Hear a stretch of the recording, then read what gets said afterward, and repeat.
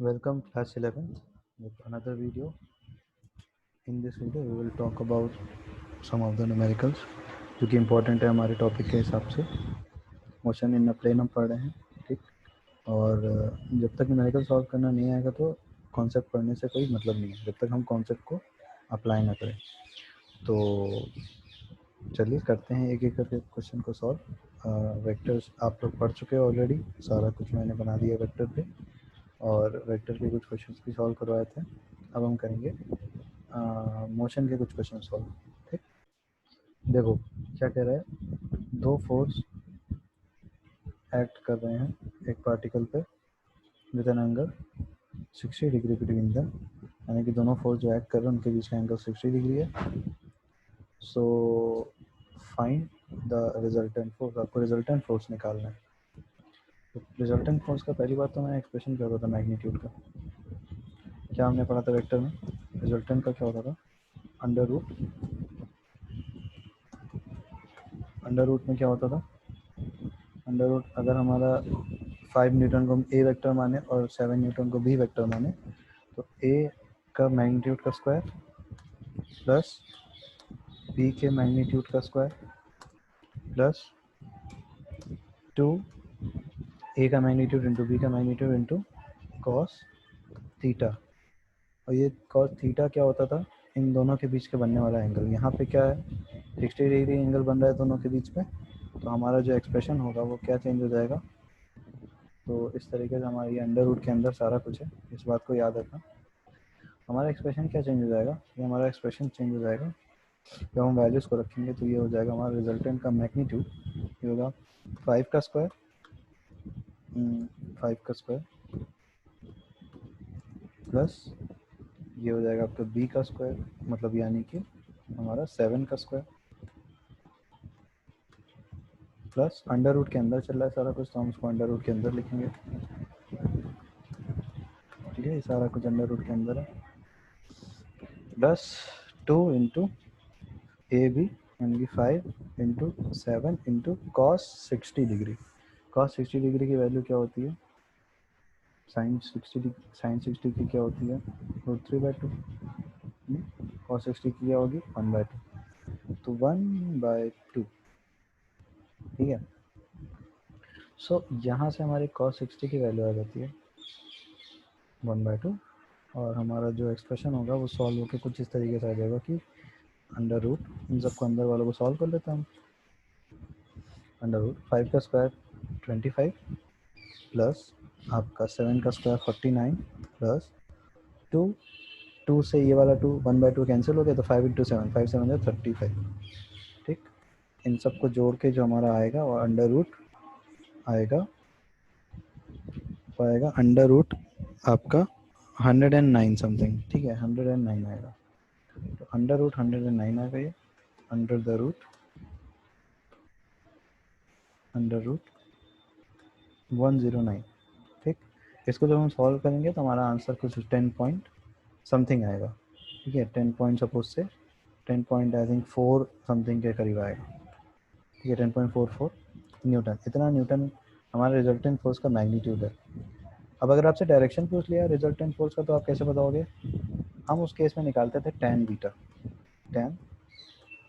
अगर तुम्हें को याद होगा तो. ठीक है, tan बीटा कौन सा एंगल होता था जो कि रिजल्टेंट बनाता था हमारे दूसरे वेक्टर के साथ, उसके जस्ट एडजेसेंट वेक्टर के साथ जब हम टेल टू टेल ज्वाइन करते थे. फॉर एग्जांपल अगर वी हैव दिस 2 वेक्टर्स, बार बार मुझे बताने की ज़रूरत नहीं है लेकिन फिर भी मैं बता देता हूँ. सपोज वी हैव 2 वेक्टर्स, हमारे पास ये 2 वेक्टर है. ठीक है, और अगर हम इसके रिजल्टेंट की बात करते हैं तो आप जानते हो रिजल्टेंट ऐसे बनता है. ठीक, सो इन दो यहाँ वाला जो एंगल बनता है दिस इज बीटा एंगल. तो हमारा जो ये वाला एंगल है, यही वाला एंगल हमारा क्या कहलाता है, बीटा एंगल. ठीक है, this angle is beta angle. So ये चीज़ उन लोगों को क्लियर होगी. तो हम अपने क्वेश्चन पे आते हैं वापस से. हमको टैन बीटा निकालना. टैन बीटा निकालने के लिए हमें सबसे ज़रूरी चीज़ क्या चाहिए, हमें फार्मूला पता होना चाहिए उसका. ठीक है, टैन बीटा का फार्मूला पता होना चाहिए. तो टैन बीटा का फार्मूला हमने ऑलरेडी ट्रायंगल लॉ जब में पढ़ा रहा था तुम लोग को, तो उसमें मैंने बताया था कि tan बीटा हम कैसे निकालते हैं। तो tan बीटा हमारा होता है, अगर सपोज से हमारे पास कोई a और b वेक्टर, दो वेक्टर हैं, a और b वेक्टर 5 न्यूटन 7 न्यूटन का, तो हमारा फॉर एग्जांपल हम मान लेते हैं ए बी वेक्टर, उसको ए वेक्टर को 5 न्यूटन मानते हैं, बी वेक्टर को 7 न्यूटन मान लेते हैं, तो दूसरा वेक्टर है। तो हमारा जो tan बीटा है वो हो जाता है, पहला चीज़ तो होगा हमारा ऊपर जो न्यूमरेटर में आता है वो आता है v साइन थीटा। अब थीटा है उन दोनों के बीच का एंगल, आप जानते हो कितना है, ठीक है 60 डिग्री है। अपॉन में आता है आपका अपॉन में आ जाता है a plus B cos theta, a plus B cos theta. तो यहाँ आ जाएगा आपका a plus B cos theta. A B हमने किसको एज्यूम किया है, आप लोग जानते हो, a is 5 Newton, b is 7 Newton, तो हम उसको अपने एक्सप्रेशन में रख देते हैं वैसे ही कि वैसे ही। तो ये आ जाएगा 7 न्यूटन मल्टीप्लाई बाय ऊपर साइन थीटा है ना, साइन 60 कितना होता है, साइन 60 होता है √3/2। तो √3/2 होता है, तो √3 हम लिख लेते हैं, रूट ब्रैकेट में 3 ब्रैकेट क्लोज्ड अपॉन 2, ठीक है, √3/2 हो गया ये। और हमारा जो है अपॉन में आएगा a plus B cos theta, a हमारा 5 न्यूटन है प्लस b अगेन हमारा 7 इंटू कॉस थीटा है, कॉस 60 यानी कि 1/2, कॉस 60 होती है 1/2, ठीक। इसको हम जब सॉल्व करेंगे तो हमारा आंसर कुछ आएगा इस तरीके से आएगा, हमारा आंसर आएगा, ये आएगा करीब 0.71 समथिंग आएगा, ठीक है 0.71। तो ये जो 0.71 आया ये क्या है, tan beta, tan beta is equal to क्या आया 0.71, ठीक। इसको हम और क्या लिख सकते हैं, मैंने जैसा कि मैंने पहले बताया था, अगर आपको बीटा की वैल्यू बतानी है, एंगल बताना है यहाँ पर, बीटा इज इक्वल टू हम लिख सकते हैं tan इनवर्स, tan की पावर में लगा होता है -1 इस तरीके से, और फिर ब्रैकेट में आप लिख दोगे 0.71, ये आपका आंसर हो जाएगा। या तो क्वेश्चन में दिया रहेगा tan इनवर्स इतने की वैल्यू, जिसको नहीं पता इनवर्स ट्रिग्नोमेट्रिकल फंक्शन आप लोग पढ़ोगे क्लास 11th में, अभी तो उसके लिए परेशान मत हो, मैथ्स के स्टूडेंट्स पढ़ेंगे, बायो के स्टूडेंट्स नहीं पढ़ेंगे, तो बायो के स्टूडेंट्स के लिए मैं बता देता हूँ, सारी वैल्यूज गिवन होंगी, या फिर ऐसे ही करके छोड़ देंगे तो भी हमारा आंसर सही होगा। तो इसी तरीके से हम क्वेश्चन को सॉल्व करते हैं, और हम कुछ क्वेश्चन को सॉल्व करेंगे इसी से रिलेटेड। देखो ये हमारे पास ये क्वेश्चन है, क्या कह रहा है कि two vectors both equal in magnitude, यानी कि दो वेक्टर हैं उनका मैग्नीट्यूड हमारा इक्वल है, ठीक है। साथ और क्या कह रहा है कि इनका जो रिजल्टेंट है, इन दोनों की वजह से जो रिजल्टेंट बन रहा है वो भी मैग्नीट्यूड में इक्वल है दोनों के, यानी कि तीन वेक्टर तीनों ही आपस में इक्वल है। तो हमारा रिजल्टेंट का फॉर्मूला क्या होता है, हम दोबारा से लिख देंगे, क्या होता है, अंडर रूट में under the root root over क्या, ए का स्क्वायर, ठीक है, रूट ओवर ए का स्क्वायर प्लस बी का स्क्वायर, है ना, plus 2 into A B cos theta, ये होता है। हमें निकालना क्या है, angle between the two vector, यानी कि हमको थीटा निकालना है, हमको क्या निकालना है, हमको थीटा निकालना है, थीटा निकालना है। चलो और दिमाग हम अपना लगा दिए, हमें पता है कि हमारा जो ए वेक्टर है वो किसके बराबर है, बी वेक्टर के अकॉर्डिंग टू क्वेश्चन, और ये बराबर है रिजल्टेंट वेक्टर के, तीनों वेक्टर आपस में बराबर हैं। तो उसको हम रिजल्टेंट वाले फॉर्मूले में जब रखेंगे तो क्या आ जाएगा हमारा, सपोज से ए ही रखते हैं, तो आर इज इक्वल टू की जगह हम ए इज इक्वल टू रख सकते हैं, A is equal to under root या फिर रूट ओवर बोलते हैं उसको, अंडर रूट मैं यहाँ पे अंडर रूट लिख रहा हूँ क्योंकि मेरे पास साइन यहाँ पे लगाने के लिए अंडर रूट में टाइम लग जाएगा, इस वजह से मैं ऐसे लिख रहा हूँ। तो अंडर रूट, ये सब रूट के अंदर होता है, रूट तो सिंपल आपको लगाना तो आता ही है, तो अंडर रूट ए का स्क्वायर, अंडर रूट आपका ए का स्क्वायर प्लस अगेन हम फिर से ए रख सकते हैं, तो ए का स्क्वायर प्लस 2 इंटू ए अगेन ए इंटू ए कॉस थीटा, हमको थीटा निकालना है भाई, ठीक है, हमको कॉस थीटा ही निकालना है, थीटा की वैल्यू निकालनी है। तो आइए निकालते हैं क्या होगा, सोचते हैं, दिमाग लगाते हैं। अगर हम दोनों साइड स्क्वायर कर दें तो क्या हो जाएगा, तो a का यहाँ का स्क्वायर, दोनों मतलब इस इक्वेशन में दोनों साइड स्क्वायर कर दे तो a का square is equal to under root हट जाएगा क्योंकि स्क्वायर हो चुका है, तो हो जाएगा a की पावर 2। अच्छा, क्या हम इसको सीधे ये नहीं लिख सकते क्या, a का स्क्वायर प्लस a का स्क्वायर को 2a का स्क्वायर लिखते हैं साथ, ठीक है, तो 2a का स्क्वायर सीधा लिख देते हैं, a का स्क्वायर प्लस a का स्क्वायर प्लस अगेन 2 इंटू ए का स्क्वायर और आएगा मतलब a इंटू ए का स्क्वायर हो जाएगा cos थीटा, cos थीटा, ठीक है। तो हम 2a का स्क्वायर कॉमन ले लेते हैं, तो हम क्या ले लेते हैं, 2a का स्क्वायर कॉमन लेते हैं, तो यहाँ आ जाएगा a का स्क्वायर इज इक्वल टू, हमने 2 इंटू ए का स्क्वायर को हमने कॉमन ले लिया और ब्रैकेट में एक सेकेंड यहाँ 2 होगा, ठीक है। तो ब्रैकेट में हमारे पास अंदर क्या बचा है, ब्रैकेट में हमारे पास बचेगा 1 plus cos theta, cos theta, हमारे पास 1 प्लस कॉस थीटा बचा हुआ है अंदर, ठीक है। अब ए स्क्वायर से ए स्क्वायर कैंसिल हो गया, ठीक है, तो ए स्क्वायर से ए स्क्वायर हमने कैंसिल कर दिया, तो हमारे पास क्या बचा कि 1 इज इक्वल टू, हमारे पास बचा 1 is equal to 2 into 1 plus cos theta, ठीक है, 1 प्लस कॉस थीटा बचा हमारे पास। अब इसके बाद हम 1/2 कर देंगे यहाँ पे, 2 को इधर ले आए तो 1/2, ये हमारा हो जाएगा, ठीक है, इस तरीके से, एक मिनट, हाँ, ये हो जाएगा हमारा 1/2 equal to 1 plus cos bracket में थीटा, ठीक है। उसके बाद ये 1/2 -1 हो जाएगा, 1/2, 1 को इधर ले आए लेफ्ट साइड में, तो 1/2 -1 इज इक्वल टू हो जाएगा आपका कॉस ब्रैकेट में थीटा, ठीक है। उसके बाद ये आपका आंसर आ जाएगा -1/2 is equal to cos theta, ठीक, ये आपका आ गया। उसके बाद इस -1/, अब कॉस थीटा -1/2 कब होता है, यहाँ पे बात आती है सोचने वाली, कॉस थीटा -1/2 तब होता है जब कॉस होता है 120 डिग्री, ठीक है, जब एंगल आपका 120 डिग्री होता है, तो यहाँ से आगे आपका 120 डिग्री एंगल, ठीक है, 120 डिग्री है एंगल आपका, ठीक है, ये आपकी थीटा की वैल्यू होगी, ठीक, कॉस -1/2 वो आपका 120 डिग्री होता है, ठीक। सो ये चीज़ आप सीखोगे अभी जब ट्रिग्नोमेट्री के क्वेश्चंस को सॉल्व करोगे क्लास 11th में, तो इस चीज़ को सीख जाओगे, परेशान मत होना, ठीक। तो मैथ्स के स्टूडेंट तो सीख ही जाएंगे, बाकी बायोलॉजी स्टूडेंट्स के लिए अभी ये समझ लो कि कॉस ऑफ -1/2 जो भी होता है वो होता है 120 डिग्री, समझ में आ रहा है। तो ये सारा कुछ मैथमेटिक्स है इसमें, कि फिजिक्स और कॉन्सेप्ट हमको केवल क्या था, फॉर्मूला याद रखना, ठीक। इसी तरीके से हम और भी क्वेश्चन सॉल्व करेंगे।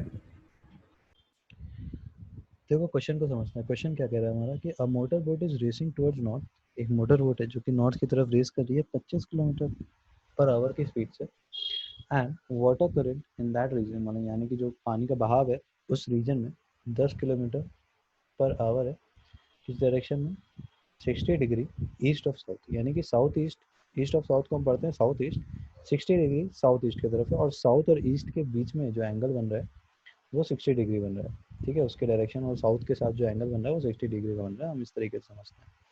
हमको resultant velocity of the boat निकालनी है, बोट की रिजल्टेंट वेलोसिटी क्या आएगी हमको वो निकालनी है, ठीक है। तो आइए सोल्यूशन पे आते हैं, थोड़ा सा डायग्राम बना लेते हैं, पहले तो हम डायरेक्शन बना लेंगे, ठीक है, डायरेक्शन मैंने कई बार तुम लोग को बताया है डायरेक्शन बताना, ठीक है। इस तरीके से हमारा डायरेक्शन है कि ये हमारा, सपोज करो इस तरीके से हमारे डायरेक्शन दिए हुए हैं, ठीक। तो अब आप जानते हो कि ऊपर वाला हमेशा हम नॉर्थ लेते हैं और नीचे वाला हमारा साउथ होता है, ठीक है, नीचे वाला साउथ होता है, ये तो सबको पता होता है। वेस्ट कहाँ होता है ईस्ट कहाँ होता है वहाँ पे कंफ्यूज जाते हैं लोग, तो एक बार याद रखना, यहाँ पे वेस्ट होता है हमारा, नॉर्थ के लेफ्ट में वेस्ट होता है और यहाँ पे ईस्ट होता है, इज इट क्लियर। तो अगर ये बात अब क्लियर है, हमारा क्या कह रहा है कि हमारा जो मोटर बोट है वो रेस कर रही है टुवर्ड्स नॉर्थ, यानी कि हमारी जो मोटर बोट है उसको अगर मैं दूसरे कलर से बनाऊँ, हमारी मोटर बोट है वो रेस कर रही है किधर की तरफ, वो इधर की तरफ रेस कर रही है, ठीक है, इधर की तरफ रेस कर रही है, नॉर्थ की तरफ रेस कर रही है, कितने स्पीड से, 25 किलोमीटर पर आवर में, यानी कि एक जो वेक्टर वेलोसिटी हमारी, सपोज अगर हम मान लें वेलोसिटी ऑफ बोट, ठीक है, velocity of boat, velocity vector of boat अगर हम मान लें, उसको हम मान लेते हैं सपोज से वी बी, ठीक है, वेक्टर वी बी, उसको वेक्टर वी बी मानते हैं। वेक्टर वी बी किधर की तरफ डायरेक्शन है, ड्यू नॉर्थ है, इसकी डायरेक्शन ड्यू है नॉर्थ, ठीक है। आगे और क्या है हमारे पास है वेलोसिटी ऑफ वाटर करंट। अब इसका डायरेक्शन कैसे बताएंगे, देखो वाटर करंट जो है किस रीजन में 10 किलोमीटर प्रति घंटे से 10 किलोमीटर पर आवर से in the direction of 60 degree east of south. 60 degree east of south का मतलब क्या हो रहा है, देखो ये 60 डिग्री ईस्ट ऑफ साउथ का मतलब हो गया कि साउथ ईस्ट में, साउथ ईस्ट मतलब ये वाली डायरेक्शन, साउथ ईस्ट मतलब ये वाली डायरेक्शन, तो साउथ ईस्ट ऑफ साउथ का मतलब ये हो गया, 60 डिग्री ईस्ट ऑफ साउथ का मतलब ये, पहली चीज़ तो ये हुआ कि इधर की तरफ है, और जो एंगल है कौन सा 60 डिग्री है, एंगल ये वाला, जो हमारा ये वाला एंगल है ना, ये है हमारा 60 डिग्री, ठीक है, ये एंगल हमारा क्या है 60 डिग्री है, समझ गए क्या 60 डिग्री एंगल है। तो इस तरीके से हम इस क्वेश्चन को करते हैं, कभी भी ईस्ट ऑफ साउथ लिखा हुआ है ना, इस तरीके से, तो ईस्ट ऑफ साउथ, तो साउथ के साथ कितना एंगल होना है 60 डिग्री, तो वर्ड्स को डिकोड कैसे करते हैं, इस तरीके से करते हैं, ठीक है। तो अच्छा ये बता दो, ये हमारा क्या था, ये हमारा वी बी है, तो हम यहाँ पे वी बी लिख देते हैं, ठीक। और हमारा वेलोसिटी ऑफ अगर वाटर करंट की बात करते हैं तो उसको हम नाम दे देते हैं वी सी, ठीक है, वाटर करंट की बात हो रही है तो वेलोसिटी ऑफ वाटर करंट वाले वेक्टर को हम क्या नाम दे देते हैं, वी सी नाम दे देते हैं, ठीक है, उसको हम वी सी नाम दे रहे हैं। ड्यू, ये कितना है due 60 degree east of south, east of south, हमने डायरेक्शन लिख दिया, हमने सब कुछ लिख दिया, ठीक है। हमें क्या निकालना है, हमें रिजल्टेंट निकालना है। तो बेटा एक चीज़ ध्यान देना, इसको अगर 3 डायमेंशनल समझो, 3D में समझो, तो साउथ ईस्ट इधर की तरफ यानी कि हमारी तरफ आ रहा है कुछ, और वो उस नॉर्थ की तरफ जा रहा है। तो इसका अगर अकॉर्डिंग टू हम पैरेललोग्राम, दो वेक्टर है हमारे पास, एक वी बी है और एक वी सी है, ये वेक्टर वी सी है हमारा, दो वेक्टर है हमारे पास, ठीक है, दोनों अलग अलग डायरेक्शन में है इस तरीके से। तो अगर हम पैरेललोग्राम लॉ लगाएं यहाँ पे रिजल्टेंट को फाइंड आउट करने के लिए, तो parallelogram law of vector addition हमारा क्या कहता है कि जो रिजल्टेंट वेलोसिटी हमारी निकल के आएगी, वो मैं रेड कलर से बना रहा हूँ, वो कुछ इस डायरेक्शन में निकल के आएगी, ठीक है। अगर ये एक पैरेललोग्राम फॉर्म करेगा, सपोज करो अगर ये एक पैरेललोग्राम फॉर्म करता है, ये वाला जो हमारा इस तरीके से, ठीक है, अगर ये एक पैरेललोग्राम फॉर्म करता है तो उसका जो हमारा डायगोनल होगा वो क्या होगी, वो एक तरीके की हमारी रिजल्टेंट होगी। पैरेललोग्राम लॉ ऑफ वेक्टर यही कहता था हमारा, ठीक है। सो 60 डिग्री का, अगर हम थोड़ा सा इसको 60 डिग्री को हमको थोड़ा सा और इस तरीके से बनाना सीखा, ताकि ये हमारा थोड़ा सा थोड़ा नीचे हो गया ज़्यादा, कोई दिक्कत नहीं है, समझ में तो हमें आ ही रहे ना। Parallelogram law of vector addition हमने लगाया, तो वहाँ से हमारा रिजल्टेंट इस तरीके से निकल के आया, ठीक।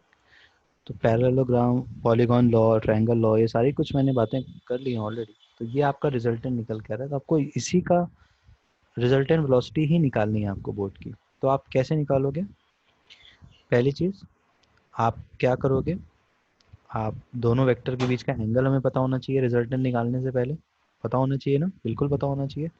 तो दोनों रिजल्टेंट मतलब दोनों जो वेलोसिटी वेक्टर्स हैं हमारे, उन दोनों के बीच का एंगल कितना है ये पता होना चाहिए। देखो सपोज करो, सपोज करना, ठीक, ये 60 डिग्री एंगल है साउथ और ये वाले वेक्टर वी सी वेक्टर के बीच में 60 डिग्री का एंगल है, ठीक है।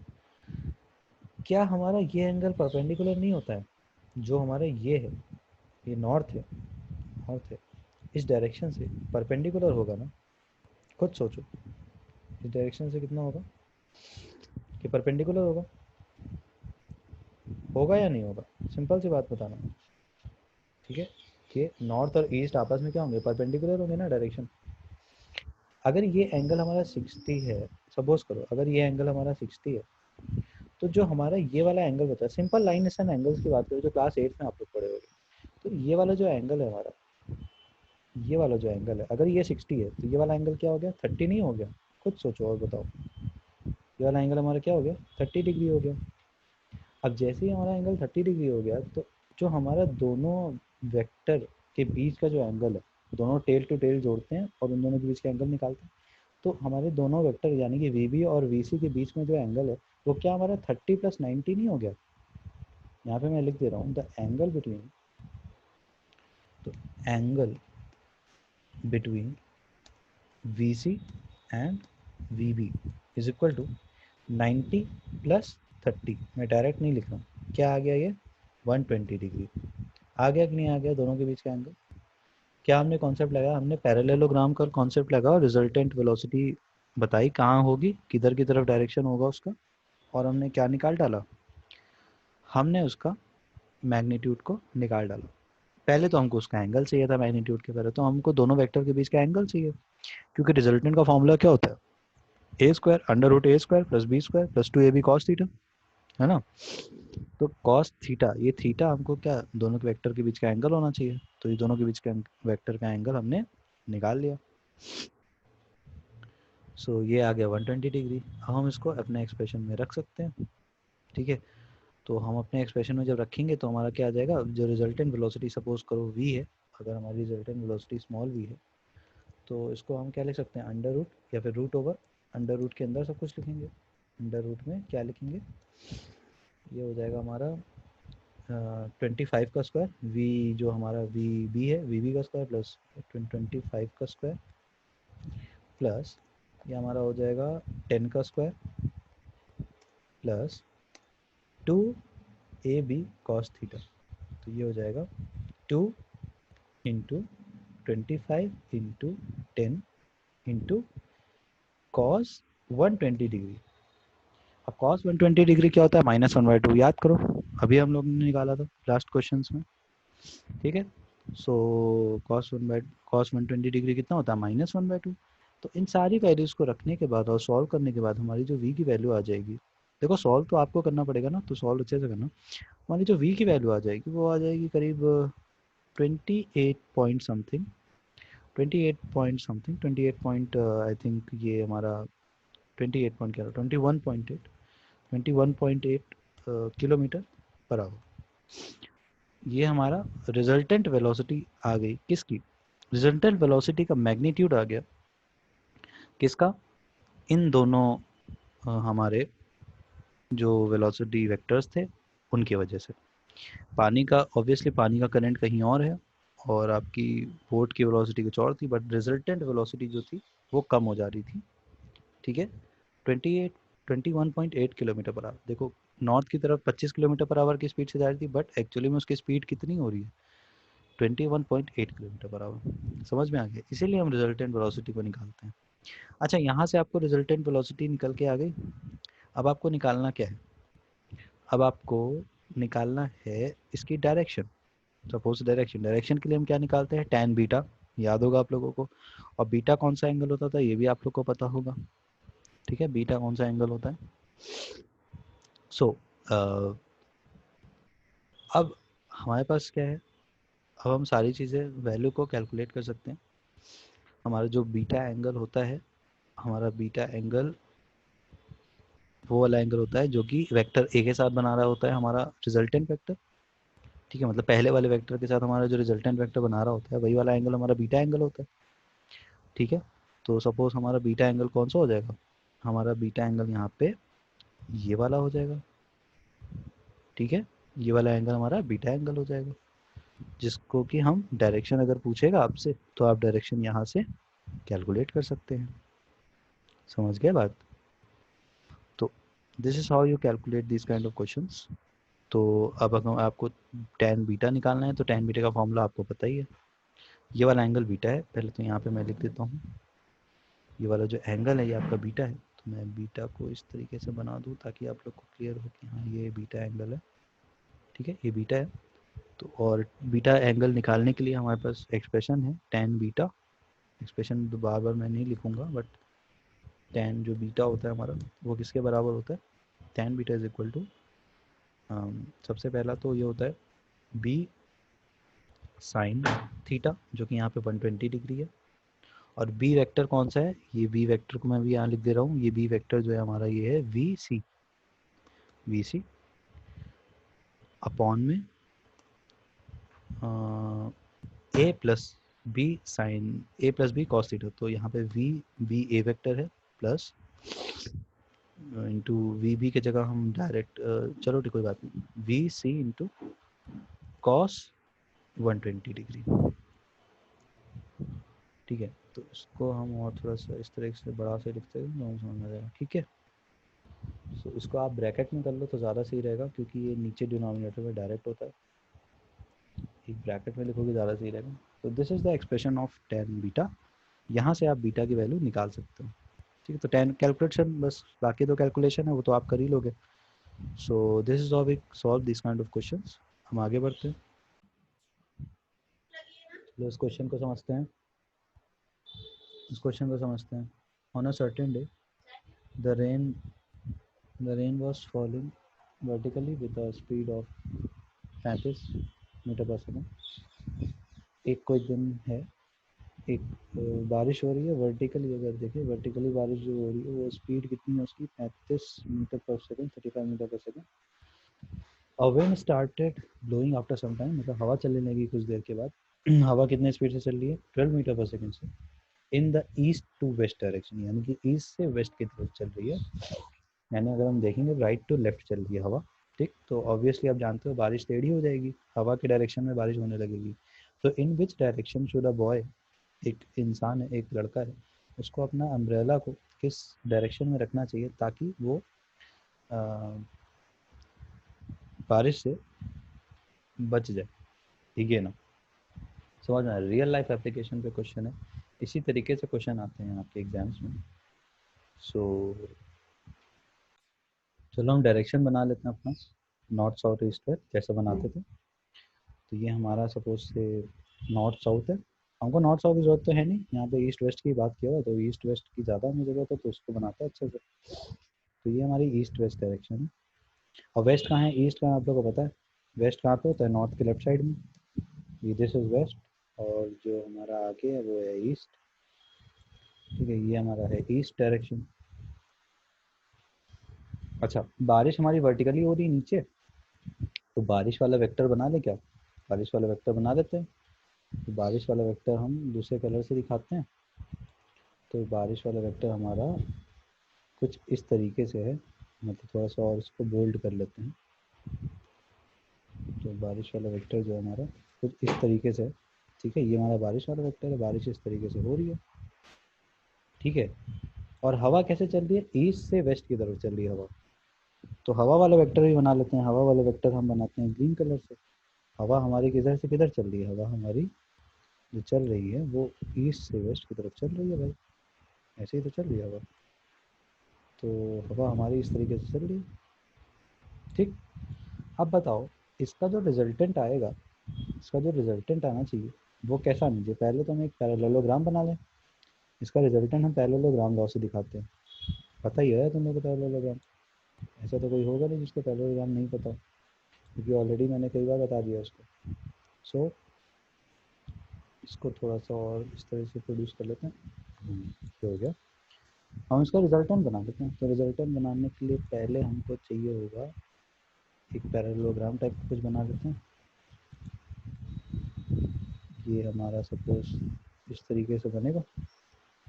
ये कंस्ट्रक्शन हमने ऐसे एक्स्ट्रा बनाया ताकि हमको क्या मिल जाए, ताकि हमको उसका डायगोनल मिल जाए सही से रिजल्टेंट। ये पैरेललोग्राम बन गया हमारा पूरा, और जो उसका डायगोनल होगा इधर से निकलता हुआ, ये क्या शो कर जाएगा, उसका रिजल्टेंट। ठीक है, रिजल्टेंट जो हमारा आएगा वो कुछ ऐसा आएगा इधर की तरफ, तो हमारा रिजल्टेंट इधर की तरफ आएगा। ठीक है, तो ऑब्वियसली ये वाला कौन सा वेक्टर था हमारा, ये जो बारिश वाला वेक्टर था, बारिश वाले वेक्टर को हम क्या नाम दे दें, कुछ नाम दे देते हैं ताकि अच्छा भी लगे हमको क्वेश्चन सॉल्व करने में। बारिश वाले वेक्टर को हम वी आर नाम दे देते हैं, वी आर। ठीक है, velocity of rain, V R नाम दे दिया जब। इसको हम क्या नाम दे रहे हैं, इसको हम वेलोसिटी डब्ल्यू नाम दे रहे हैं, वी विंड, विंड की वेलोसिटी नहीं है तो वी डब्ल्यू नाम दे दिया इसको। ठीक है, अभी सही हो जाएगा। ये दो वेक्टर है हमारे पास, वी आर और वी डब्ल्यू, और इसका रिजल्टेंट वेक्टर जो हमारा है वेलोसिटी वेक्टर, यानी कि इधर, यानी कि बारिश हमारी जो आएगी वो इधर की ओर आएगी। ठीक है, तो इसका रिजल्टेंट भी निकाल लेंगे, और हमको बेसिकली क्या रिजल्टेंट तो चाहिए ही चाहिए, साथ में क्या, in which direction should a boy take his umbrella, किस डायरेक्शन में अपने उस लड़के को अम्ब्रेला चाहिए, हमें ये चीज़ बतानी, यानी कि हमको कुल मिला के ये वाला एंगल बताना है। ठीक है, अगर हम ये वाला एंगल बता दिए, ये वाला एंगल, हमको ये वाला एंगल चाहिए। ठीक, ये वाला एंगल सपोज अगर थीटा है, ठीक है, ये वाला एंगल अगर थीटा है तो हमको ये वाला एंगल निकाल, ये वाला एंगल पता चल जाएगा, तो हमें पता चल जाएगा किस एंगल में। अच्छा, एक चीज़ और, इसको थोड़ा सा बैकवर्ड प्रोड्यूस करते हैं इसके रिजल्टेंट को इस तरीके से। तो बारिश इस तरीके से आ रही होगी, तो बारिश का छाता, मतलब छाता बचने के लिए बच्चा जो लड़का है वो इस तरीके से अपने अम्ब्रेला को पकड़ेगा ना, इस तरीके से। सपोज करो ये अम्ब्रेला, ठीक है, सपोज करो कि ये एक अम्ब्रेला इस तरीके से पकड़ेगा अपने अम्ब्रेला को बचने के लिए बारिश से। समझ रहे हो ना, बारिश इस तरीके से आएगी ना, बारिश इसके यहाँ से इस तरीके से बारिश आएगी, उससे बचने के लिए उसको इस तरीके से अम्ब्रेला को बच पहनना पड़ेगा अपने अम्ब्रेला को। ठीक, तो इस तरीके से बारिश आएगी, इस एंगल से उसको अम्ब्रेला को पकड़ना पड़ेगा। ओके, तो अगर हमारा ये वाला एंगल थीटा है तो वर्टिकली अपोजिट के हिसाब से ये वाला एंगल भी थीटा हो गया। ठीक है, एंगल वाला कॉन्सेप्ट याद करो, वर्टिकली अपोजिट एंगल्स, सब ये सारा कुछ क्लास 8 का कॉन्सेप्ट है।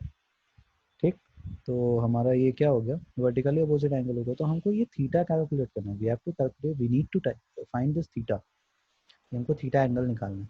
तो थीटा एंगल हम कैसे निकालेंगे, वो हम इजिली वेक्टर के कॉन्सेप्ट को अप्लाई करके निकाल सकते हैं।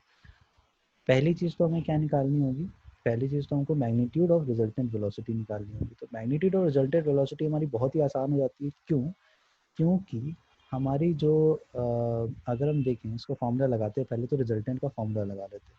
ठीक है, रिजल्टेंट का फॉर्मूला हमारा क्या होता है आपको पता ही है, वेक्टर, एक वेक्टर का मतलब वी आर का स्क्वायर प्लस वी डब्ल्यू का square plus 2 VR into we W cos theta. अब इन दोनों के बीच का एंगल कितना है बताओ, 90 डिग्री है ना इन दोनों के बीच का एंगल। देखो यहाँ इन दोनों के बीच का जो एंगल है वो कितना है, 90 डिग्री तो है ना, यानी कि अगर हम इन दोनों के बीच के एंगल की बात करें तो 90 डिग्री एंगल है, देखो इस तरीके से, है ना, 90 डिग्री का एंगल है कि नहीं दोनों के बीच। सो हम क्या कह सकते हैं, ये जो हमारा रिजल्टेंट में, जो रिजल्टेंट के एक्सप्रेशन में जहाँ हमारा तो कॉस थीटा आता था वो कॉस 90 हो जाएगा, और कॉस 90 0 होता है, पता है आप लोगों को। तो हमारा रिजल्टेंट क्या बचा, रिजल्टेंट हो जाएगा अंडर द रूट या फिर रूट ओवर, ये हो जाएगा अंडर रूट वी आर का स्क्वायर प्लस वी डब्ल्यू का square plus 2AB cos theta, मतलब 2VR into we W cos 90, cos 90 zero होगा, उसको हम लिखते ही नहीं है, उसे वो मतलब ही नहीं लिखने से, बस इतना हो गया हमारा। तो हमारा जो रिजल्टेंट आएगा that will be equal to, simply क्या हो जाएगा, वी आर का स्क्वायर प्लस वी डब्ल्यू का स्क्वायर, वी आर का स्क्वायर कितना है 35 का स्क्वायर, तो 35 का स्क्वायर प्लस 12 का स्क्वायर। ठीक है, ये अंडर रूट में रहेगा ये,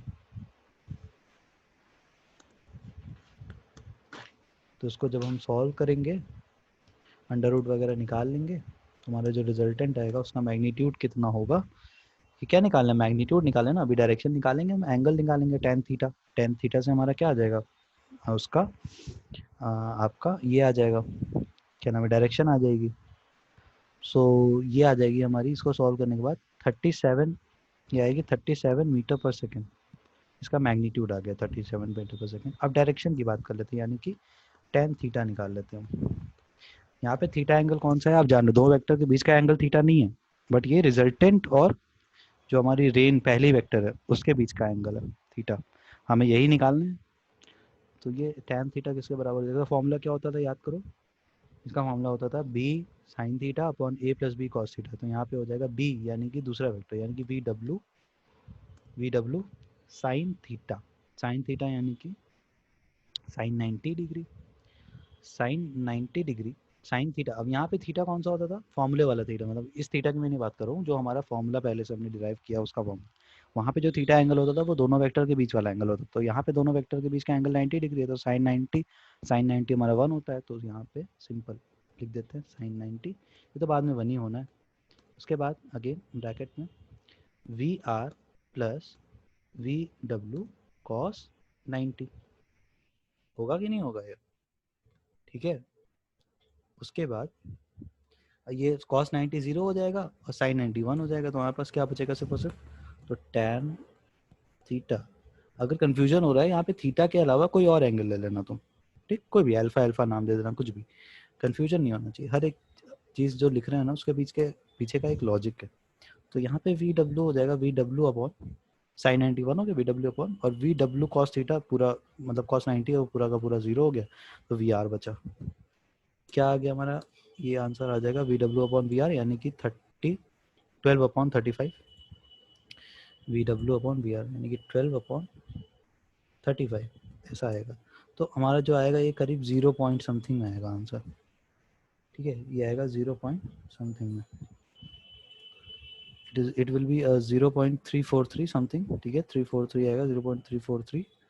तो ये आपका tan थीटा की वैल्यू हो गई। थीटा अगर निकालना होगा तो आप क्या करोगे, थीटा एंगल बताना है ना आपको, तो ये आ जाएगा tan इनवर्स, tan की पावर में -1 लग जाता है, उसको बोलते हैं tan इनवर्स, और ब्रैकेट में आ जाएगा 0.3343।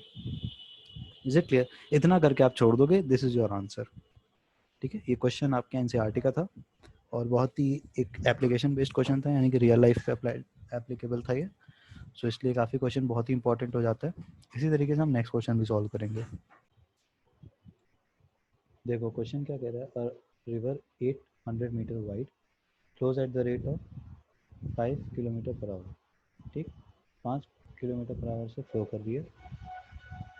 अ swimmer who can swim at the rate of 10 kilometre per hour in still water wishes to cross a river straight, यानी कि एक आदमी जो है रिवर को स्ट्रेट क्रॉस करना चाहता है, ठीक है। ऐसा सपोज करो कि जो हमारी रिवर है वो लेफ्ट टू राइट साइड में फ्लो हो रही है। मैं डायग्राम बना देता हूँ।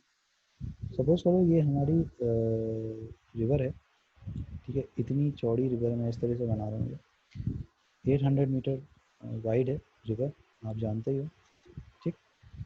और इसको जो है मतलब रिवर का जो हमारी वेलोसिटी है वो कितनी है, वो इस तरीके से समझोगे आप, ये जो v1 है वेलोसिटी हम v1 मान रहे हैं रिवर की, ये हमारी जो v1 वेलोसिटी है वेक्टर v1 वेलोसिटी वेक्टर कितना दिया हुआ है, 10 किलोमीटर 5 किलोमीटर बराबर ना, 5 kmph। और एक हमारा जो स्विमर है जो कि स्ट्रेट वाटर में, जो कि स्ट्रेट वाटर में मतलब स्टिल वाटर में 10 किलोमीटर पर आवर की स्पीड से स्विम कर सकता है। सो 10 किलोमीटर पर आवर यानी कि अगर हम इसको देखें तो ये 10 किलोमीटर से स्विम कर सकता है ना, बट यहाँ पे तो हमारी पानी जो है, पानी में स्टिल तो है नहीं, हमारा पानी में करंट है, यानी कि हमारे वाटर जो है फ्लो कर रहा है, कितने रेट से फ्लो कर रहा है, 5 किलोमीटर पर आवर के रेट से फ्लो कर रहा है। तो अगर अगर हमारा जो स्विमर है, ठीक है, सपोज करो कि जो हमारी v2 वेलोसिटी है वो स्विमर की वेलोसिटी है स्टिल वाटर में, बट जो हमारा स्विमर है अगर उसको सीधा जाना है, इमेजिन करना, अगर उसको सीधा जाना है, सपोज करो यहाँ से यहाँ एकदम सीधा स्विम करना है, बट वो ऐसा तो कर नहीं सकता, ऐसे करना तो है उसको बट ऐसे कर नहीं सकता, क्योंकि जब पानी का बहाव आएगा तो वो सीधा ना, उसको जाना तो इधर सीधा है बट सीधा ना जाके वो ऐसे टेढ़ा चला जाएगा, समझ रहे हो मेरी बात। तो इसको सीधा जाने के लिए कुछ इधर साइड से टेढ़ा जाना पड़ेगा, यानी कि वो अगर इधर से इधर की तरफ जाएगा स्विम करेगा तो ऑटोमेटिकली जो पानी का बहाव है वो उसको सीधा ऐसे लेके शॉर्टेज डिस्टेंस में पार करा देगा रिवर को, यानी कि उसको स्विमर को इस डायरेक्शन में स्विम करना पड़ेगा तब जाके वो इधर पहुंचेगा, ठीक है, इस डायरेक्शन में उसको स्विम करना पड़ेगा तब जाके वो इधर पहुंचेगा। समझ में आ रही है ना इतनी बात? ओके, अगर ये बात क्लियर होगी हो तो हम एरो को हटाते हैं और अपने डायग्राम को थोड़ा इम्प्रोवाइज करते हैं, ठीक है। क्या कह रहा है, हमारा v1 करंट तो इधर है बट हमारा जो v2 वेलोसिटी होगी समझ लो वो इधर लगनी चाहिए, तो हमने v2 वेलोसिटी को इधर बना दिया, ये हमारी जो है ये v2 वेलोसिटी है, ये हमारी v2 वेलोसिटी, और v2 वेलोसिटी कौन सी है? स्विमर की वेलोसिटी स्टिल वाटर में। मैं यहाँ पे लिख देता हूँ, ठीक है, यहाँ पे लिख देता हूँ कि हमारी जो v1 वेलोसिटी है, v1 क्या है? वेलोसिटी ऑफ रिवर, ये रिवर की वेलोसिटी है। और v2 क्या है हमारा? v2 है, v2 हमारा है velocity of swimmer in still water, ठीक है, स्टिल वाटर में जो उसकी वेलोसिटी हुई। तो हमने दिमाग लगाया कि स्विमर को इधर जाना है, लिखे ना, a swimmer who wishes to cross, अगर उसको क्रॉस करना है तो उसको इधर जाना होगा, ठीक। इतनी बात क्लियर है तुम लोगों को? अब देखो, अब अगर हम इसको according to parallelogram law of vector addition देखें, उसको हम एक पैरेललोग्राम बना लेते हैं। देखो अलग कलर से बनाएंगे कंस्ट्रक्शन वाली लाइन, ताकि तुम लोग को दिखे कि हाँ कंस्ट्रक्शन हुआ है। तो इसको अगर हम पैरेललोग्राम बनाएं तो इसका यहाँ से एक पैरेलल इस तरीके से लाइन खींचते हैं, यहाँ पे, यहाँ तक खींच दिया सपोज करो। उसके बाद यहाँ से यहाँ तक कंस्ट्रक्शन कर दिया, ठीक है। तो ये हमारा एक पैरेललोग्राम बन गया। तो इस पैरेललोग्राम का जो हमारा डायगोनल होता है, इस पैरेललोग्राम का जो हमारा डायगोनल होता है, यही क्या रिप्रेजेंट करता है? यही रिप्रेजेंट करता है रिजल्टेंट वेलोसिटी। समझ रहे हो? बट एक्चुअली में हमको क्या सीधा जाना ना, तो कुछ हम वेक्टर को ऐसा बनाते कि सीधी लाइन आ जाए, ठीक है। तो सीधा लाइन चाहिए ना हमको, वेक्टर को थोड़ा सा और इसको इधर, थोड़ा सा और इसको इस तरह से, थोड़ा सा और ऐसा लेटाते हैं।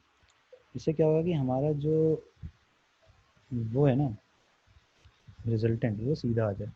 और थोड़ा सा टिल्ट करते हैं इसको, इस वेलोसिटी वेक्टर को और थोड़ा सा टिल्ट करेंगे, ठीक। इसको और थोड़ा सा हम ऐसे ले जाएंगे, हाँ अब सही रहेगा। तो हमारा जो रिजल्टेंट है ना, वो बिल्कुल ऐसे सीधा आ जाए। मेरा मतलब मोटिव वही है, ताकि तुम लोग को क्लियर, एक डायग्राम में भी ना बिल्कुल क्लियर दिखे तुम लोगों को ये चीज़, ठीक है। सपोज करो उसको मैंने इससे जोड़ दिया, ये पैरेललोग्राम हो गया। अब जो हमारा रिजल्टेंट आएगा वो कैसा आ रहा है? देखो एकदम सीधा आएगा, ये बिल्कुल ऐसे सीधा आ रहा है, ठीक। तो ये हमारा रिजल्टेंट है, हमें ऐसे ही चाहिए था, ठीक है। हमें लगभग लगभग कुछ ऐसे ही है, ठीक है, उसको मान लो, ठीक है। ये लगभग लगभग ऐसे ही है, उसको भी हम थोड़ा सा ऐसे बना देंगे, ठीक है। आप क्लियर है? तो हम रिजल्टेंट ऐसा चाहिए था हमें। तो ये रिजल्टेंट हमारा जो उसको वी मान लेते हैं, तो उसको हमारा वी रिजल्टेंट है। हमें रिजल्टेंट वेलोसिटी इधर की तरफ चाहिए, ठीक है, क्योंकि जो स्विमर को शॉर्टेस्ट पाथ में मतलब क्रॉस करना है रिवर को। So this is the case, हमारे पास एक केस है। तो यहाँ से कुछ हम पॉइंट्स बना लेते हैं, नाम दे देते हैं उसको, मतलब कि सपोज करो कि हमारा ये पॉइंट जो है इसको हम ओ मान लेते हैं, इस पॉइंट को ओ मान लेते हैं। और जो हमारा ये वाला पॉइंट है इसको हम ए मान लेते हैं, ये वाला पॉइंट को हम ए मान लेते हैं, ठीक है। और हमारे पास जो पॉइंट है इसको हम एक बी मान लेते हैं, और जो हमारे पास रहेगा उसको हम सी मान लेंगे, इसको हम बी पॉइंट मान लेते हैं। और इसके अलावा जो पॉइंट हमारे पास है उसको हम सी पॉइंट मान लेते हैं सपोज से, ठीक है। यहाँ वाला पॉइंट है उसको सी पॉइंट मान लेते हैं, ठीक। और ये सी पॉइंट हो गया हमारा। और एक कंस्ट्रक्शन करके थोड़ा सा इसको ऊपर तक थोड़ा जोड़ देते हैं, यहाँ तक, बिल्कुल यहाँ तक जोड़ देते हैं। और ये जो पॉइंट होगा हमारा, ये डी पॉइंट मान लेते हैं इसको, यहाँ पे जो पॉइंट मीट हो रहा है उसको हम डी पॉइंट मान लेते हैं। तो इतने स्टेटमेंट में हमने हमको दिया था सब कुछ, हमने उसको वर्ड्स में कन्वर्ट कर दिया, हमने उसको फिगर बना लिया, एक मतलब ग्राफिकल रिप्रेजेंटेशन उसका दिखा दिया। और एक चीज़ और लिखना बाकी रह गया, हमारा जो V2 है वो किसके बराबर है? जो हमारा V2 है ये है 10 kmph के बराबर है, 10 किलोमीटर पर आवर के बराबर है। और V1 हमको दिख ही रहा है साफ साफ। तो according to parallelogram law of vector addition हम इस रिजल्टेंट वेलोसिटी का मैग्नीट्यूड निकाल सकते हैं। और अगर इन दोनों वेक्टर के बीच का एंगल की बात करें तो हमारे वेक्टर के बीच का एंगल कितना है? ये तो बहुत ही सिंपल हो गया। तो मतलब अब तो आप लोग बिल्कुल अच्छे से बता सकते हो कि वेलोसिटी जो भी वेक्टर है उन दोनों के बीच का एंगल कितना है। यानी कि ये वाला एंगल की मैं बात कर रहा हूँ, ये वाला एंगल सपोज करो अल्फा है, ठीक है। इस एंगल को अल्फा नाम दे दो। और जो ये वाला एंगल है बेटा, जो आपका ये वाला एंगल रहेगा, ठीक है, ये वाला एंगल की जो बात कर रहे हैं इसको आप थीटा मान लो, ठीक है। इस एंगल को थीटा मान लो। तो आपको बेसिकली ये वाला एंगल बताना है, along what direction he must strike, किस डायरेक्शन में उसको स्ट्राइक करना चाहिए, यानी कि किस डायरेक्शन में उसको अपना हाथ पाँव चलाना चाहिए ताकि वो स्विंग करके आगे पहुंच जाए, उसको कहते हैं स्ट्राइक। तो आपको ये निकालना है, तो आप इसको इस तरीके से करो, ठीक है। ये थीटा एंगल आपको निकालना है बेसिकली। पहला क्वेश्चन क्या कह रहा है, along what direction he must strike, तो थीटा एंगल निकालेंगे। दूसरा क्या कह रहा है, what should be his resultant velocity, तो हम रिजल्टेंट वेलोसिटी का मैग्नीट्यूड निकालेंगे। How much time it will take, तो उसमें हम थोड़ा सा टाइम का कॉन्सेप्ट को इस्तेमाल करेंगे। आइए पहले सॉल्व करना स्टार्ट करते हैं पहला क्वेश्चन। तो जो स्विमर है वो क्रॉस करेगा रिवर को स्ट्रेट, अगर वो रिजल्टेंट वेलोसिटी v जो है perpendicular to the bank of the river, अगर उसकी जो रिजल्टेंट वेलोसिटी v हुई वो मतलब बैंक ऑफ द रिवर के, यानी कि जो रिवर का किनारा है उसको बैंक ऑफ द रिवर बोलते हैं, रिवर के किनारे के परपेंडिकुलर होनी चाहिए। और बिल्कुल हमें दिख रही है ओ ए के परपेंडिकुलर ओ सी है कि नहीं, बिल्कुल हमें साफ साफ दिख रहा है ओ ए के परपेंडिकुलर ओ सी है, हमको साफ साफ ये सारी चीज़ें क्लियर दिख रही है, उसमें कोई दिक्कत नहीं है, ठीक है। सो ये तभी पॉसिबल होगा अगर जो स्विमर है वो एक थीटा एंगल बनाएगा with the upstream of the river, upstream यानी कि opposite to the current, current किधर है रिवर की, लेफ्ट टू राइट जा रही है ना, बट हम किधर जा रहे हैं, हम अपोजिट टू द करंट जा रहे हैं, टेढ़ा ओबी की तरफ, ताकि हम सीधा ओसी तक पहुंच पाए। समझ रहे हो मेरी बात। तो डी हमको पॉइंट डी पे जाना है तो हमको ओबी के अलोंग चलना पड़ेगा, जो कि opposite to the water current है, पानी के बहाव के अपोजिट है। समझ रहे हो इस चीज़ को, रियल लाइफ से रिलेट करोगे ना बहुत ईजी हो जाएगा। तो अगर हम ट्रायंगल ओ सी बी में देखे बात करें, अगर हम ट्रायंगल ओ सी बी की बात करें, ट्रायंगल ओ सी बी सबको दिख रहा होगा ना, सबको क्लियर है ना ट्रायंगल ओ बी सी। तो in triangle O B C हम लिख सकते हैं in triangle O B C. तो ट्रायंगल ओ बी सी में क्या हो रहा है, देखो ट्रायंगल ओ बी सी में क्या हो रहा है, अगर हम साइन थीटा लें, अगर हम साइन थीटा लें तो इसमें हम साइन थीटा की बात करें, हम थीटा एंगल की बात करें बेटा, अल्फा की नहीं बात करें, साइन थीटा की अगर हम बात करें तो साइन थीटा क्या हो जाएगा, sine theta will become B C upon O B. Sine theta क्या होता है भाई, परपेंडिकुलर अपॉन हाइपोटेन्यूज, तो बी सी अपॉन, ये हो जाएगा बी सी अपॉन, क्या हो जाएगा जल्दी से बता दो, बी सी अपॉन हाइपोटेन्यूज क्या है यहाँ पे भाई, बी ओ बी है ना, B C upon O B, ठीक है। ये बात हमारे ख्याल से सबको क्लियर होगी। उसको हम क्या लिख सकते हैं, और B C upon O B को किसका किसका मैग्नीट्यूड है, ये बी सी किसका मैग्नीट्यूड है, ध्यान से देखो ये बी सी किसका मैग्नीट्यूड है, ये क्या, ये ओ ए और बी सी बराबर नहीं है भाई, ओ ए और ओ ए, ये जो ओ ए है और बी सी ये आपस में बराबर है ना, क्योंकि पैरेललोग्राम की साइड है ये आपस में बराबर है, ठीक है। तो क्योंकि ये आपस में बराबर है तो हमारा जो बी सी जो है उसको हम अगर मैग्नीट्यूड फॉर्म में लिखना चाहें तो हम वी वन के बराबर लिख सकते हैं कि नहीं, तो ये हमारा क्या वी वन नहीं हो जाएगा, ये हमारा हो गया वी वन, ठीक है। और जो ओ बी है, ओ बी क्या है हमारा वी टू है, तो उसको हम लिख लेते हैं V two. Is it clear, तो B C upon O B क्या हो गया हमारा, V one upon V two हो गया। और वी वन क्या है हमारा, मैग्नीट्यूड फॉर्म अनुसार लिख दें, वी वन क्या दिया हुआ है हमें, वी वन दिया है 5, वी टू क्या दिया हुआ है 10, क्या आ गया हमारा ये 1/2, 1/2 आ गया ना, इसको डेसिमल में मत चेंज करो। अब आप खुद दिमाग लगाओ, साइन थीटा 1/2 कब होता है, जब हमारा थीटा किसके बराबर होगा, साइन थीटा 1/2 कब होता है, जब हमारा थीटा किसके बराबर होगा भाई 30 डिग्री के बराबर होगा हमारा, भाई साइन 30 1/2 होता है ना। तो बस हमारा आ गया क्या है, थीटा हमारा 30 डिग्री आ गया भाई, हमारे पास थीटा एंगल आ गया, हमारा पहला क्वेश्चन सॉल्व हो गया हमारा, ठीक। पहला क्वेश्चन हमसे पूछा था डायरेक्शन, किस डायरेक्शन में उसको करना चाहिए, तो 30 डिग्री विद द अपस्ट्रीम, ठीक है, 30 डिग्री एंगल बनाना चाहिए इसको अपस्ट्रीम के साथ। तो हमारा ये एक 30 डिग्री तो हमारा पहले का आंसर आ गया, ये हमारा फर्स्ट आंसर था, ठीक। तो हमने इसको सॉल्व किया, ये हमारा था फर्स्ट, पहला क्वेश्चन हमारा सॉल्व हो गया। अब हम आते हैं दूसरे क्वेश्चन पे। दूसरा क्या कह रहा है हमारा, what should be the resultant velocity. अब आप लोग जानते हो ना रिजल्टेंट वेलोसिटी कैसे निकाली जाती है, तो क्या आराम से नहीं निकाल लोगे रिजल्टेंट वेलोसिटी, सिंपल से मुझे बताओ, बता दो मुझे जल्दी से, बिल्कुल निकाल लोगे ना तुम लोग, कैसे निकालोगे, देखो बहुत ही सिंपल हो गया। रिजल्टेंट वेलोसिटी क्या होती है भाई, वी वन का स्क्वायर प्लस वी टू का स्क्वायर प्लस प्लस क्या, V one V two cos theta. अब यहाँ पे देखो जरा, हम अल्फा एंगल की बात कर रहे हैं, ठीक है, यहाँ पे दोनों एंगल के पीछे अल्फा एंगल, ये अल्फा एंगल कितने के बराबर हो गया, अगर थीटा आपका 30 डिग्री है और हमारा जो वी वेक्टर है वो वी वन के परपेंडिकुलर है, ये जो वी वेक्टर कौन सा वेक्टर की मैं बात कर रहा हूँ, वी वेक्टर यानी कि कौन सा है, ये वाला वी वेक्टर है ना, ये वी वेक्टर ये वी वन के क्या है परपेंडिकुलर है, तो हमारा जो अल्फा एंगल होगा, हमारा जो एंगल अल्फा होगा, यानी कि मैं यहाँ पे लिख दे रहा हूँ एंगल अल्फा, ये किसके बराबर होगा, ये क्या 90 + 30 के बराबर नहीं हो रहा है, 90 + 30 यानी कि कितना हो गया 120, हुआ कि नहीं हुआ, हुआ ना। ठीक है, समझ पा रहे हो ना तुम? ये बात बिल्कुल अच्छे से क्लियर हो गई। अब देखो, अब जब हम इसको फॉर्मूले पे रखेंगे, हमारा फॉर्मूला क्या होता है रिजल्टेंट का? रिजल्टेंट का फॉर्मूला होता है under root, under root, under root के अंदर क्या होता है? v1 का स्क्वायर प्लस v2 का स्क्वायर।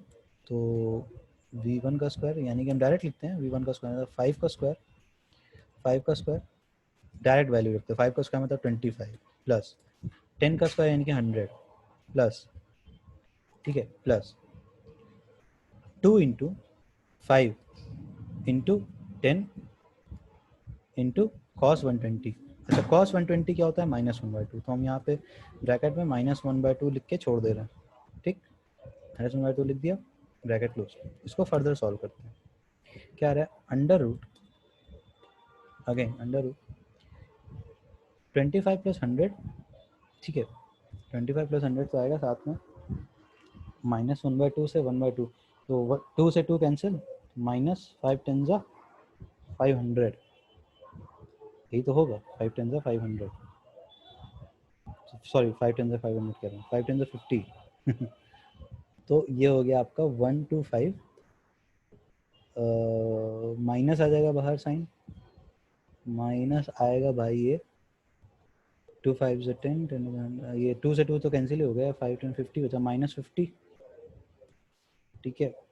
तो ये लिख लो ब्रैकेट में, इसको आगे बढ़ाएंगे तो अंडर रूट क्या आ जाएगा 75, 50 घट गया उसमें से, अंडर रूट 75, अंडर रूट 75। तो अंडर रूट 75 को जो आंसर आता है वो मैं बता दे रहा हूँ डायरेक्ट, ये आएगा करीब तुम्हारा उसके इसके बीच में, हमारे ख्याल से 64 9 81, तो 8 पॉइंट समथिंग में आएगा, ये 8 और 9 के बीच में इसका आएगा आंसर। तो ये हमारे ख्याल से जो आपका आएगा ये आ जाएगा आपका 8.66 करीब, मतलब ऐसे ही मैं अंदाज से बिल निकाल रहा हूँ, ठीक है। आपके दोस्त में जो है 8.66 किलोमीटर पर आवर ये रिजल्टेंट आ रहा है, ठीक है।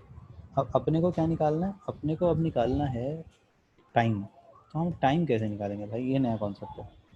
ये हमने फर्स्ट वाले क्वेश्चन को सॉल्व किया था, यहाँ पे तो लिख देते हैं फर्स्ट, इसको सॉल्व किया था, ठीक। अब हमें टाइम चाहिए। टाइम के लिए हम क्या करेंगे? देखो टाइम के लिए जो है क्या चाहिए, टाइम के लिए हमें जो मतलब टाइम इज इक्वल टू क्या होता है? स्पीड इज इक्वल टू क्या होता है? डिस्टेंस अपॉन टाइम ना, समझ रहे हो? डिस्टेंस अपॉन टाइम होता है। तो time is equal to distance upon speed होगा कि नहीं? Time will be equal to distance upon, जो लिख देते time is equal to distance upon speed. Distance कितनी है रिवर की? 800 मीटर, ठीक है भाई। यहाँ पे सब कुछ किलोमीटर में दिया हुआ है, स्पीड स्पीड तो उसको मीटर पर सेकंड में चेंज करनी पड़ेगी। अपॉन में ये जो हमारा आंसर आया 8.66 किलोमीटर पर आवर, या तो इसको ही तुम किलोमीटर में चेंज कर दो, तो टाइम हमारा जो है आवर में आ जाएगा, लेकिन टाइम हमको सेकंड्स में चाहिए। कोई दिक्कत नहीं है, हम कन्वर्ट कर लेंगे भाई इसको। अगर आप 8.66 किलोमीटर पर आवर को आप कन्वर्ट करोगे, अच्छा यहाँ पे स्पीड कौन सी लोगे? रिजल्टेंट स्पीड की ही तो बात करोगे ना भाई, रिजल्टेंट स्पीड की तो हम बात करेंगे। यानी कि हम क्या जो अभी निकाले 8.66 किलोमीटर पर आवर, अगर इसको मीटर पर सेकंड में तो चेंज करोगे ना 8.66 को, तो ये चेंज हो जाएगा 2.4। कैसे चेंज करते हैं? चेंज करना आता है तुम लोगों को? सबको आता है, 5/18 और 18/5 से मल्टीप्लाई करना होता है। डिपेंड करता है कि किलोमीटर पर आवर से मीटर पर सेकंड में चेंज करो कि मीटर पर सेकंड से किलोमीटर पर आवर में चेंज करो। तो उसको डायरेक्ट मैं लिख दे रहा हूँ, चेंज जो करने के बाद 2.4 मीटर पर सेकंड आता है, 2.4 मीटर पर सेकंड आता है। उसको जब हम कैलकुलेट करेंगे तो हमारा जो टाइम आता है वो आ जाता है 333 सेकेंड्स, 333.3 सेकेंड्स। यानी कि ये वाला क्वेश्चन हमारा हो गया सॉल्व। हमने टाइम भी निकाल लिया, हमने एंगल भी निकाल लिया, हमने सब कुछ जो भी हमसे पूछा था हमने निकाल लिया। क्वेश्चन हमें वर्ड्स में दिया हुआ था, हमने इसको फिगर में कन्वर्ट किया। और वाटर की जो ये लेंथ है, विड्थ, आपको पता ही थी 800 मीटर है, ठीक है। तो हमारा क्वेश्चन हो गया सॉल्व। अब हम करते हैं नेक्स्ट क्वेश्चन, थोड़ा सा और कॉम्प्लिकेटेड सा। देखो इसमें हम बात करने वाले हैं ना रेजोल्यूशन ऑफ वेक्टर का हमें फ़ायदा क्या मिलता है। देखो अब जब आप चलते हो ना तो आप क्या करते हो, आप अपने पैर से इधर टेढ़े की तरफ फोर्स लगाते हो, ठीक है, इधर फोर्स लगाते हो आप। याद रखना मैं क्या कह रहा हूँ, इधर टाइप फोर्स लगाते हो आप। क्या लगाते हो? फोर्स। बट आप बढ़ते आगे हो, फोर्स आप इधर लगाते हो लेकिन बढ़ते आगे हो, ऐसा कैसे? देखो यहाँ पे जब आप फोर्स लगाते हो ना, तो according to Newton third law of motion क्या होता है, आपका फोर्स के अगेंस्ट एक रिएक्शन फोर्स लगता है, एक्शन रिएक्शन वाला फोर्स। ये रिएक्शन फोर्स उसको हम आर से डिनोट करते हैं। ठीक, कहीं भी आपको ये चीज़, कोई भी बुक में कहीं भी आपको ये चीज़ मिल जाएगा, बहुत ही आसानी से इस चीज़ को हम इंटरप्रेट करते हैं। तो रिएक्शन फोर्स हमें मिला। अब ये रिएक्शन फोर्स को हम करते हैं रिजॉल्व। कैसे करेंगे रिजॉल्व? देखो ये आपके हॉरिजॉन्टल के साथ बनाता है एंगल। ये जो है आपके हॉरिजॉन्टल, मैं हॉरिजॉन्टल बना देता हूँ। ये अगर हॉरिजॉन्टल है, ये एंगल अगर सपोज करो, ये जो एंगल है ये हॉरिजॉन्टल के साथ थीटा एंगल बना। ठीक, कितना एंगल है? ये थीटा एंगल है। ठीक है। सो क्या होता है कि हम जब रिएक्शन के फोर्स को रिजॉल्व करते हैं, रिएक्शन के फोर्स को रिजॉल्व करते हैं, तो हमारा जो दो कंपोनेंट आते हैं ना, एक कौन सा कंपोनेंट है? हॉरिजॉन्टल कंपोनेंट जो कि इधर साइड जा रहा है, एक आता है वर्टिकल कंपोनेंट। ठीक है, वर्टिकल कंपोनेंट की बात कर लें तो वर्टिकल कंपोनेंट कुछ हमें इस तरीके से आता है। हमारा वर्टिकल कंपोनेंट कुछ इस तरीके से आता है। ये हमारा वर्टिकल कंपोनेंट होगा।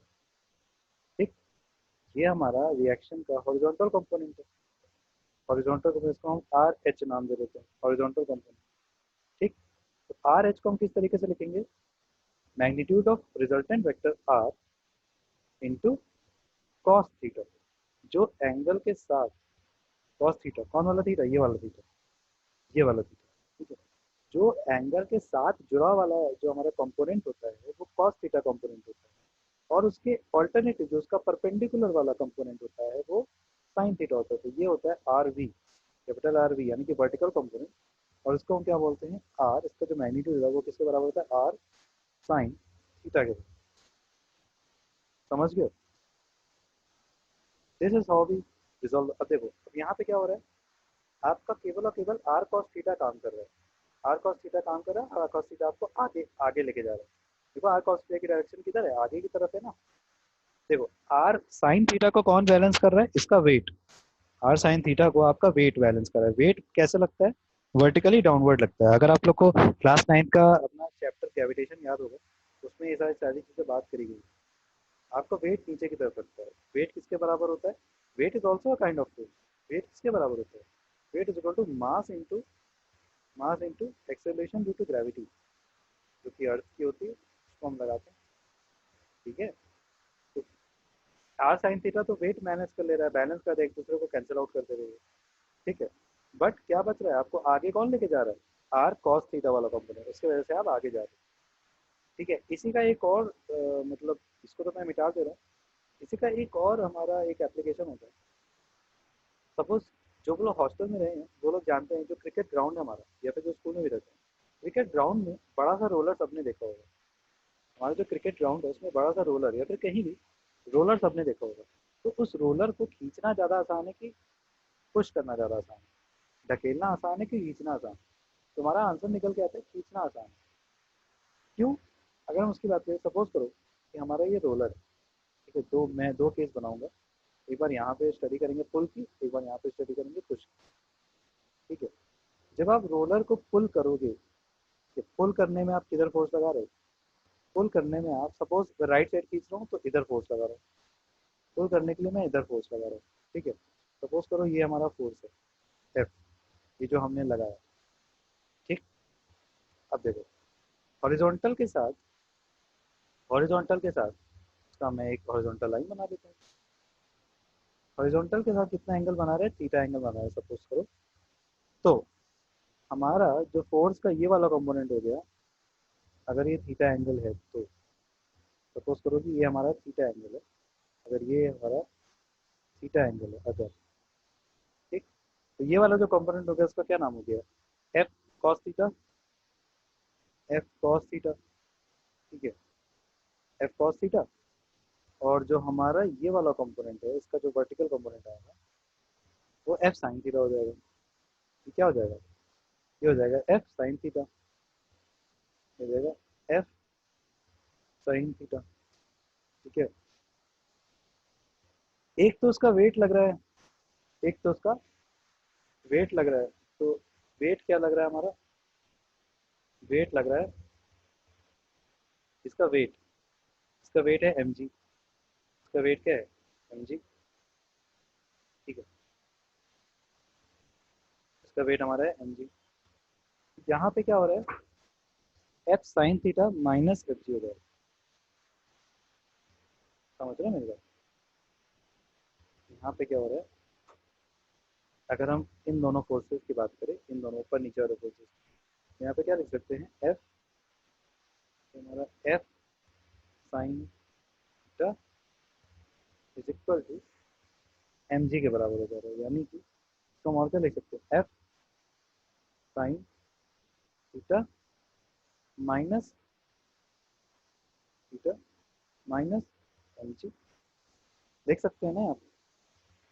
अब देखो, अगर हम इसको पुल करते, मतलब ये तो हम पुल कर रहे हैं, मतलब खींच रहे हैं अपनी तरफ, अगर हम इसको पुश करते, पुश, तो पुश करने के समय क्या होता है, देखो पुश करने के टाइम पर आप इसको अगर इस तरफ पुश कर रहे हो, तो सपोज करो आप इस तरफ पुश कर रहे हो इसको, इस तरफ फोर्स दे रहे हो आप, ठीक है, ये आपका फोर्स है, ये आपका फोर्स है, ठीक है। यहाँ पे क्या हो रहा है, अब ये जो फोर्स है, ये हॉरिजॉन्टल के साथ कितना एंगल बना रहा है, ये हॉरिजॉन्टल के साथ आपका समझ लो, मैं फिर से हॉरिजॉन्टल बना देता हूँ, ये आपका हॉरिजॉन्टल के साथ थीटा एंगल बना रहा है, मान लो, ठीक है, ठीक, मैं बना नहीं रहा हूँ एंगल, समझ जाना।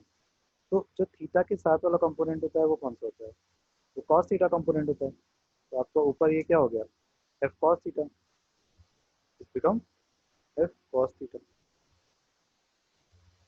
है ना, एफ कॉस थीटा। और यहाँ नीचे की तरफ क्या आ जाएगा, नीचे की तरफ क्या आ जाएगा, एफ साइन थीटा आ जाएगा ना, ये आ जाएगा एफ साइन थीटा, ठीक है। इसको इसको जो है ना, इसको हम एक तरह से ये समझो कि जैसे जो आपका वेट है ना, इसको इस तरीके से तो हम लिख ही सकते हैं, F sine theta equal to mg, but ये आपके वेट को घटा नहीं रहा है, ये एफ साइन थीटा, ध्यान दो, जो आपका वेट है ये आपको घटा जैसा लग रहा है ना, कम लग रहा है weight, F M G minus F sine theta, यानी कि एम जी में से, वेट में से एफ साइन थीटा का जो फोर्स है, एफ साइन थीटा वाला जो मतलब हमारा एक कोई एक मैग्नीट्यूड होगा, उतना लेस हो जा रहा है। तो हमको क्या हो रहा है, वेट हल्का लग रहा है, एक्चुअली में वेट हल्का, ऐसा नहीं है कि वेट कम हो जा रहा है उसका, बट हमको फील हो रहा है कि वेट उसका हल्का हो गया, जब हम जब हम रोलर को खींच रहे हैं तब। ये तो पुल वाला हमारा केस है ना, ये हमारा कौन सा केस है, पुल केस है, ये लिख देते हैं यहाँ पे पुल, ठीक।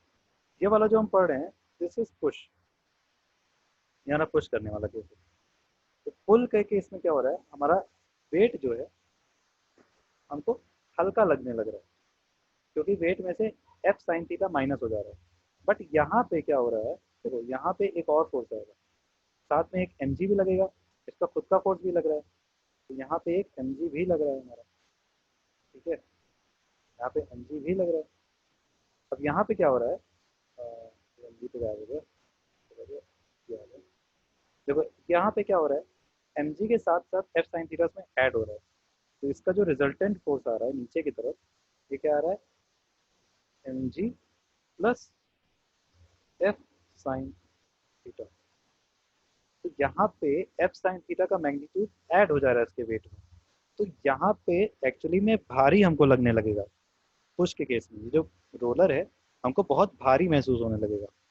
बट यहाँ पे क्या हो रहा है, पुल के केस में, खींचने के केस में हमको रोलर हल्का लगने लग रहा है, इस वजह से पुल करना ज़्यादा आसान है रोलर को एज कम्पेयर टू पुश करना, समझ रहे हो।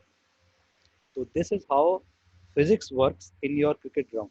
क्रिकेट ग्राउंड में हम किस तरीके से फिजिक्स को अप्लाई करते हैं, वो यहाँ पे आप सीखे आज, ठीक है। तो इसी तरीके से कुछ क्वेश्चंस भी हैं, उसको सॉल्व करते हैं।